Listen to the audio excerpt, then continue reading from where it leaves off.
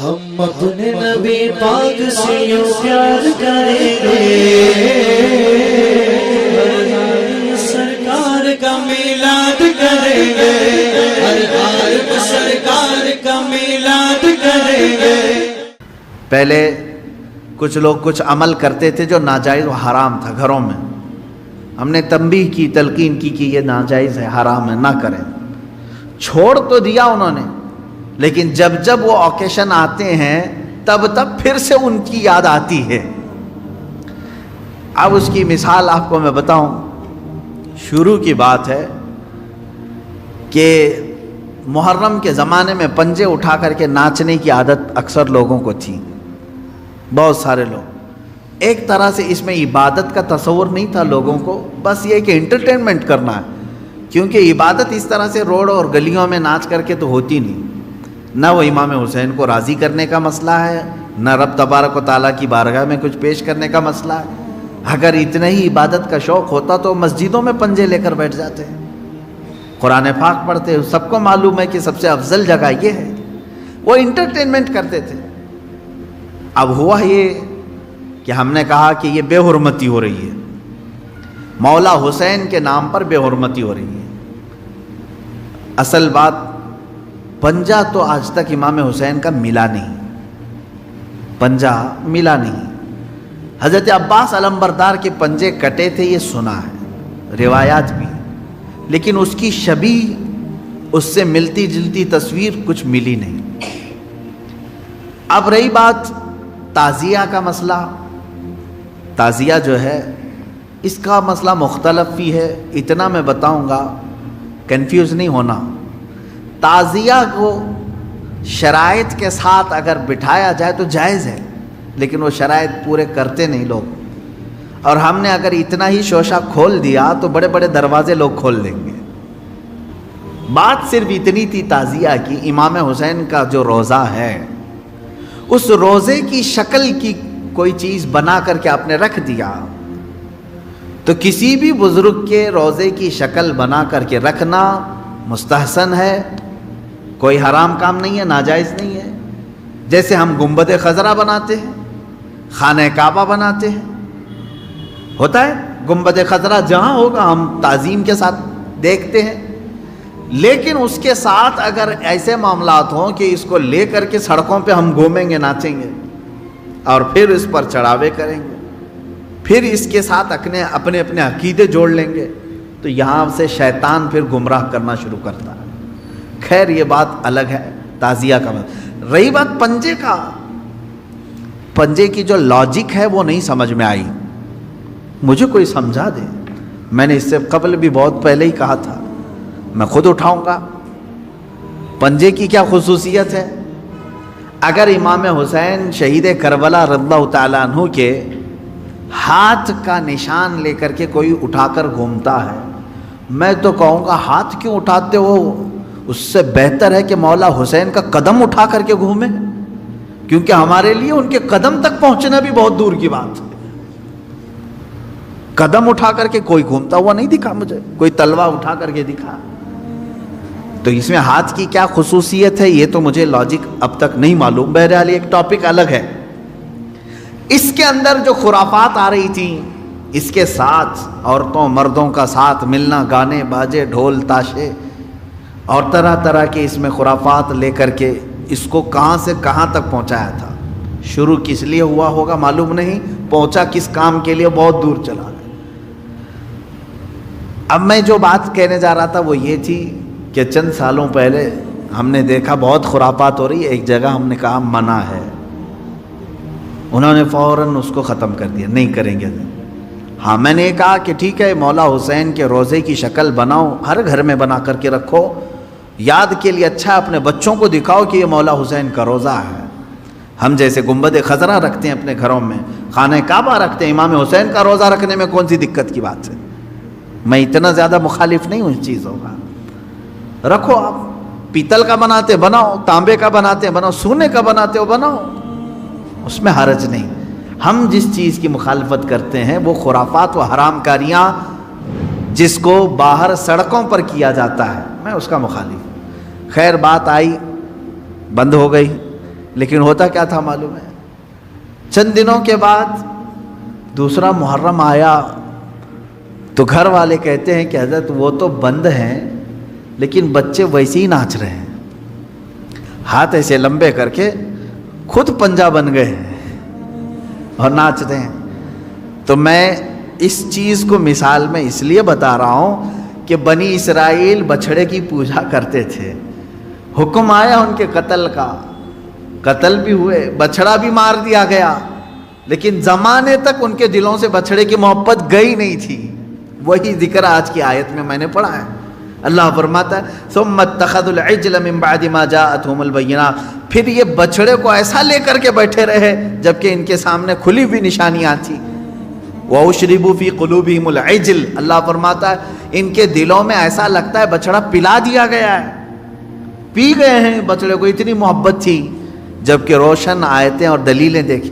تو خلاصہ یہ ہے میرے عزیزو، کہنے کا مطلب کہ بعض چیزیں گمراہیاں ایسی ہیں جن کو چھوڑنے کے بعد بھی وہ کچوکے لگاتی رہتی ہیں، برے گناہ بھی ایسے ہیں جن کو چھوڑنے کے بعد وہ دوبارہ دماغ میں وسوسے ڈالتے رہتے ہیں۔ ان کاموں کو حتمی طور پر اپنے تصور میں بھی نہ آئے۔ اعوذ باللہ من شر الشیطان الرجیم کثرت سے پڑھیں، اعوذ باللہ من شر الشیطان الرجیم، من شر الشیطان الرجیم۔ اے اللہ میں پناہ مانگتا ہوں تیری مردود شیطان کی ان شرارتوں سے جو میرے دماغ میں ڈال رہا ہے۔ تو یہ اسی کی طرف سے ہوتی ہیں، وہ پرانے راستے پر لے جانا چاہتا ہے، گمراہی کی طرف لانا چاہتا ہے، وہ خرابیاں جن کو تم چھوڑ کر کے آئے ہو یاد دلاتا ہے ایک بار اور چلا جاؤ۔ اس کے لیے کثرت سے یہ پڑھا کریں، جب جب ایسا وسوسہ آئے کہیں اعوذ باللہ من شر الشیطان الرجیم۔ آج ہی صبح گناہ سے توبہ کیا، سوچا کہ نہیں کروں گا یہ گناہ، لیکن رات ہوتے ہی پھر خیال آیا ایک بار اور کر لو، میں بتا رہا ہوں فوراً اس وقت یہ پڑھو اعوذ باللہ من شر الشیطان الرجیم۔ اے اللہ میں تو چھوڑ چکا تھا شیطان مردود، پھر مجھے لا رہا ہے وسوسے، میں تیری پناہ مانگتا ہوں مردود شیطان کی شرارتوں سے۔ عزیزان گرامی وقار، یہ چیز زندگی میں بھی ہو رہی ہے، ہمارے زندگی میں بھی۔ بنی اسرائیل نے وہاں پر دو معاملات تھے، ایک طرف ہارون علیہ السلام ہے جو کہہ رہے ہیں اللہ ایک ہے اور اس کی بڑی طاقت ہے، نہیں مان رہے تھے ان کی بات۔ کس کی طرف گئے؟ وہ سامری کی طرف، کیونکہ وہ دکھا رہا تھا، بچڑے کو بولنے کے قابل بنا کر کے لوگوں کے سامنے لائف دکھا رہا تھا، اس کی طرف چلے گئے۔ اس کا مطلب یہ ہوا کہ ہر لائف دکھنے والی چیز حقیقت نہیں ہوتی۔ ایمان کو اپنے سنبھالو، یہ باتیں میں اس لیے کر رہا ہوں، ان قریب دجال کے زمانے کا آنے کا زمانہ قریب آ چکا ہے، دجال کے آنے کا زمانہ ان قریب ہے، وہ اس سے بھی بڑے چمتکار دکھائے گا، تب آپ کیا کریں گے؟ اسے خدا کہہ دیں گے؟ وہ زمین سے سبزے اگا کر دکھائے گا، بارش برسا کر دکھائے گا، کسی مردے کو زندہ کر کے دکھا دے گا۔ یہ اتنی بڑی چیزیں ہیں کہ لوگوں کا عقیدہ ڈاواڈول ہو جائے گا۔ اس لیے میں کہہ رہا ہوں کہ ابھی سے ایمان اتنا مضبوط رکھو، میں نے اللہ کو دیکھا نہیں، اللہ ہے، اور میرے نبی نے فرمایا وہ ایک ہے، میں ایک ہی خدا مانتا ہوں، اور اس سب سے بڑا طاقت والا ہے وہ بھی میں تسلیم کرتا ہوں۔ یہ عقیدے ایسے ہیں جو غائبانہ طور پر تمہیں کوئی بھی طاقت ہلا نہ سکے، تھوڑی سی گولیاں تمہیں پریشان نہ کریں، تمہارے بچوں کی بیماری میں کسی نے اگر ہاتھ رکھ کر کے صحیح کر دیا تو اس کی طرف یہ نہ سمجھ لو کہ یہی سب سے بڑا شفا خانہ ہے، نہ، شفا اللہ ہی کی طرف سے ہے۔ اب یہاں بات جو چل رہی تھی بچھڑے کی، اس میں اور ایک بات، دو چیزیں میں نے ذکر کیا۔ موسیٰ علیہ السلام کا جو اتنا گیپ تھا یہ قوم میں گمراہی پیدا کر دیا۔ دوسری چیز یہ ہے کہ قوم کی عادت یہ ہے کہ وہ چمتکار کو دیکھ کر کے فوراً گرویدہ ہو جاتی ہے۔ ایسا آپ نہ کریں، آپ نہ کریں۔ مثال کے طور پر اگر کوئی آپ سے حضور اکرم صلی اللہ علیہ وسلم کا نائب عالم دین یہ کہہ دے کہ آپ فلاں عمل کریں آپ کو جنت ملے گی، آپ یہ سوال نہ کریں ابھی دکھاؤ کیسی ہے جنت، یہ تو بنی اسرائیل کا سوال ہوا۔ آپ یہ کہیں ٹھیک ہے میں صبر کرتا ہوں، میری موت کے بعد تو جنت ملے گی انشاءاللہ۔ ایمان والے کی یہ عادت ہونی چاہیے۔ صحابہ نے کبھی ایسا سوال نہیں کیا حضور آپ جنت کے تذکرے اتنے کرتے ہیں، ایسی ہے ویسی ہے، کبھی دکھاتے نہیں آپ؟